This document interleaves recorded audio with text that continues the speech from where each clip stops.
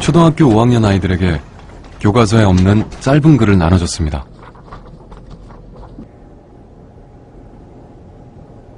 우리나라 5학년 학생들이 얼마나 읽기 자료를 읽고 풀 수 있는지 그거를 측정해 보려고 하는 거지, 그러니까 시험이 아니에요. 같은 시간 지금부터 똑같은 문제지만 이 반의 아이들은 옆반과 조건이 다릅니다. 얼마나 잘 기억을 하는지 시험을 볼 거예요. 컨닝하면요, 그 빵점 처리돼요? 네, 컨닝하면 빵점 처리고 다시 시험을 보게 됩니다. 소연이. 시험이라는 말이 아이들을 긴장시킨 듯 곳곳에서 질문이 터져 나옵니다. 네, 그렇게 되는 거예요. 이 반을 시험이요? 이제부터 글쎄요, 시험반이라고 하겠습니다. 개개인마다 다 다르겠죠?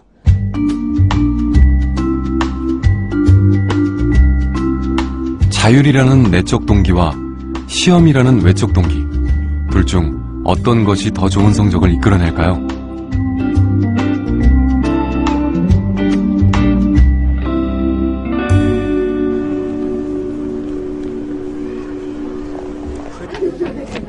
일주일이 흘렀습니다. 우리 지난주 이 시간에 시험을 봤었죠? 이번 시간에는 지난주에 시험 본 것을 여러분들이 얼마나 잘 기억하고 있는지 오늘 다시 한번 시험을 볼 거예요. 공부를 할 때 중요한 것은 한 번 배운 지식이 시간이 지나도 내 것으로 얼만큼 남아있는가에 달려있겠죠. 2차 시험은 별도의 지문이 없습니다. 즉, 일주일 전의 기억에 의존해서 풀어야 합니다. 누가 시험 보면서 얘기하니?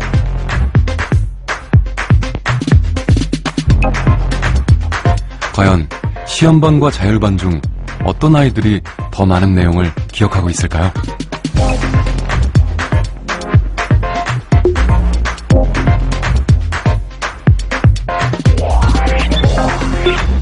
먼저 자율반입니다.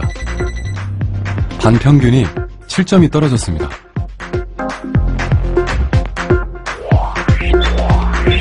시험반의 경우 1차 때보다 무려 14점이 하락했습니다.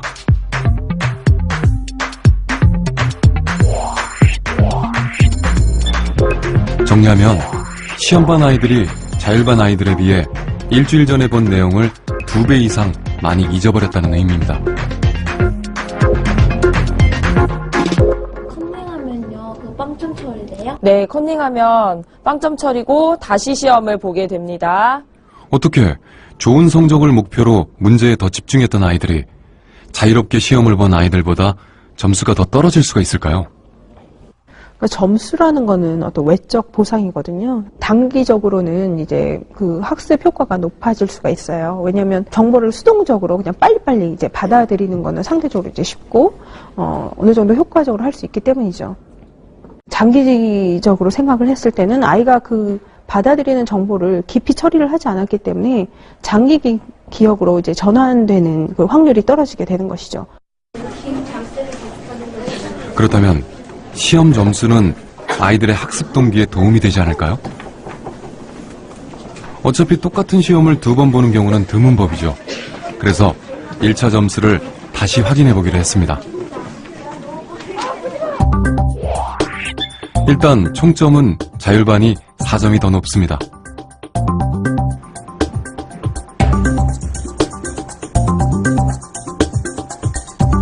그러나 이것이 자율이라는 내적 동기와 시험이라는 외적 동기가 두 반 아이들의 성적에 영향을 미쳤다고 볼 근거는 미약합니다. 시험 점수를 좀 더 세밀하게 분석해 보기로 했습니다.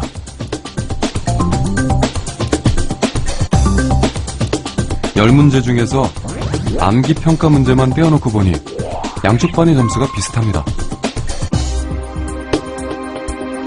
결국 두 반의 성적에 영향을 미친 것은 단순 암기 문제가 아니라 높은 사고력을 요구하는 개념 이해 문제였습니다.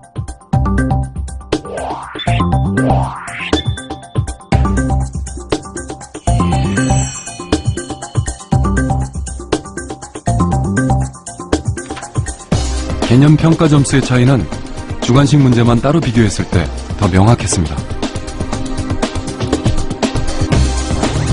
자율반 아이들의 점수가 시험반보다 2배 이상 높습니다.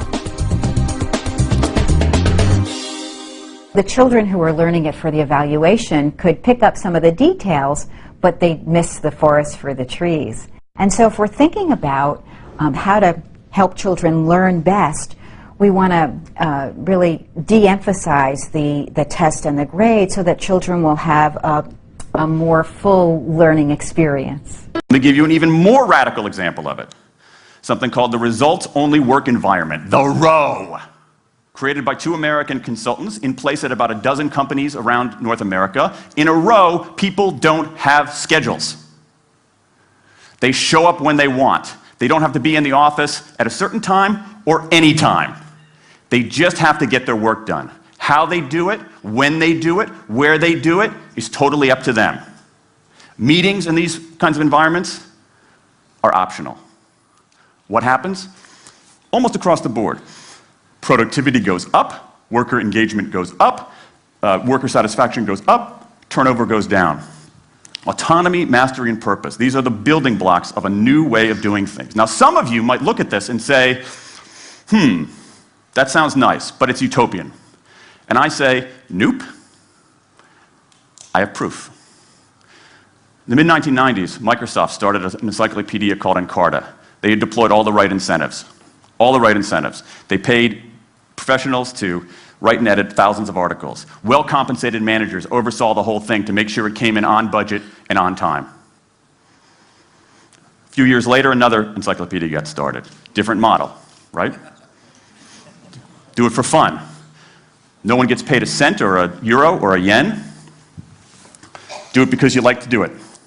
Now, if you had, just 10 years ago, if you had gone to an economist anywhere and said, hey, I got these 2 different models for creating an encyclopedia. If they went head-to-head, who would win? 10 years ago, you could not have found a single sober economist anywhere on planet Earth who would have predicted the Wikipedia model. This is the titanic battle between these 2 approaches. This is the Ali Frazier of motivation, right? This is the thriller in Manila, all right? Intrinsic motivators versus extrinsic motivators. Autonomy, mastery, and purpose versus carrots and sticks. And who wins? Intrinsic motivation, autonomy, mastery, and purpose in a knockout. Let me wrap up.